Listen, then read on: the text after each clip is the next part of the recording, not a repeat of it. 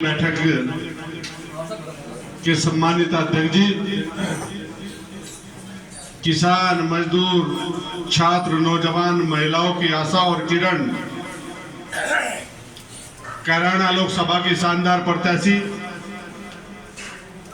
चौधरी इकरा हसन जी, मंचासीन नेतागण, मेरे सामने बैठे मेरे बड़े बुजुर्ग और नौजवान साथियों, मातृ शक्ति,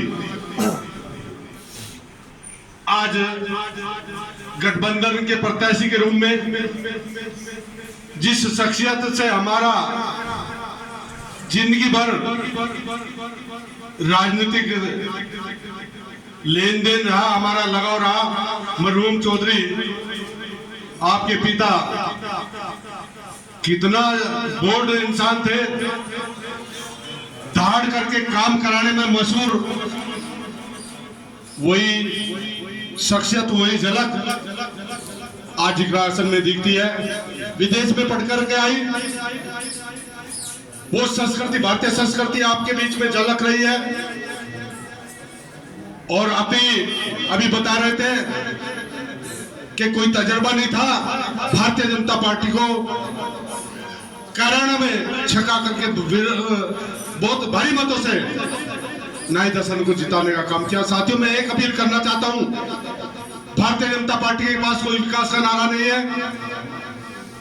हिंदू मुस्लिम मंदिर मस्जिद, और जब पहली सरकार बनी भारतीय जनता पार्टी की उत्तर प्रदेश में, पहली कैबिनेट में महर्षि कश्यप जयंती की छुट्टी, रविदास जयंती की छुट्टी, वाल्मीकि जयंती की छुट्टी, विश्वकर्मा जयंती की छुट्टी, तमाम महापुरुषों की छुट्टी नष्ट करने का काम इस भारतीय जनता पार्टी ने नष्ट कर दिया काम। क्या वो हिंदू नहीं थे? क्या वो हमारे महापुरुष नहीं थे? वो पिछड़े और दलित के महापुरुष थे। या हमारे महापुरुषों के भी आप बांटने का काम करोगे और हम आपको वोट देकर के सरकार बनाने का काम करें? 10 साल में आपने ये किया और ये नहीं चलेगा। मैं अपने भाइयों से निवेदन करना चाहता हूँ, पाल प्रजापति, लोहार दिमान, नाई उपाध्याय, पाल प्रजापति, वाल्मीकि कोरी, तमाम साथियों से आह्वान करता हूँ कि 19 तारीख को जब आप वोट डालने का बूथ पर जाए, एक वोट साइकिल के निशान पर गठबंधन को देख करके हमारी बेटी इकरा हसन को जिताने का काम करना। जय हिंद, जय भारत, जय समाज। चौधरी में आज की चुनावी सभा के सभाध्यक्ष जैतपुरा में चुनावी सभा के सभाध्यक्ष जी और हमारी बहुत ही लोकप्रिय युवा प्रत्याशी इकरा हसन जी, मंच पर उपस्थित इरम उस्मानी जी, नियाज प्रधान जी, अशोक प्रधान जी, भाई अनम जी, मुस्तकीम प्रधान जी, भाई विजेंद्र जी और सभी सम्मानित सलीम अख्तर देसार भाई हमारे भी बोल करके गए, मंगेराम कश्यप जी, जो प्रदेश के हमने इनका देखा, पूरे प्रदेश के अंदर जिसकी पहचान है मंगेराम कश्यप जी की, क्योंकि हम जब 2022 का चुनाव था तो इनके साथ इटावा, सैफई, लखीमपुर खीरी लोग इनके स्वागत में खड़े रहते। तो इनका ऐसा जलवा उस साइड में है, वो क्षेत्र के अंदर बहुत ज़्यादा।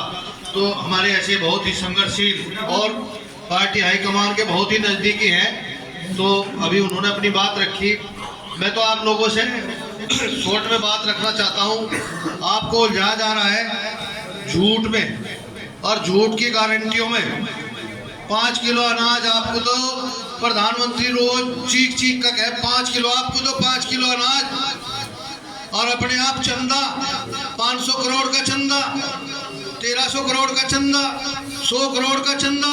आपने अभी देखा होगा उत्तराखंड के अंदर एक सुरंग जो है, देसी भाषा में वैसे टनल कहें, लेकिन सुरंग में कुछ मजदूर फंस गए थे, 41 दिन फंसे रहे।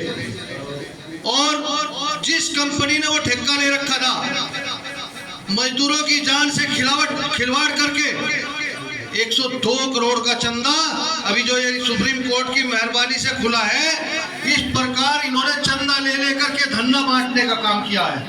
ये सरकार चंदे के बदले धंधा दे रही है। और जो भ्रष्टाचारी है, वैसे तो देश के प्रधानमंत्री कहते हैं कि भ्रष्टाचार को खत्म करने का काम भाजपा करेगी, लेकिन जो सबसे बड़े बड़े भ्रष्टाचारी हैं वो भाजपा के अंदर जाते हैं और भाजपा में जाकर के साफ सुथरे हो जाते हैं। और जो ईमानदार और देश के आदिवासी या जैसे दिल्ली का मुख्यमंत्री, झारखंड का मुख्यमंत्री, ये दुनिया के इतिहास में पहली बार है कि ऐसे लोगों को जेल भेजा जा रहा है जिनकी ईमानदारी पर कोई शक नहीं है। मैं अरविंद केजरीवाल जी से ये बात आपको बताना चाहता हूँ कि अरविंद केजरीवाल जी ने वो संघर्ष किया अपनी IRS की नौकरी छोड़ करके, वो इनकम टैक्स ऑफिसर से नौकरी छोड़, कमिश्नर की नौकरी छोड़ करके राजनीति में आए और उन्होंने जमीन पर रह करके काम करने का काम किया।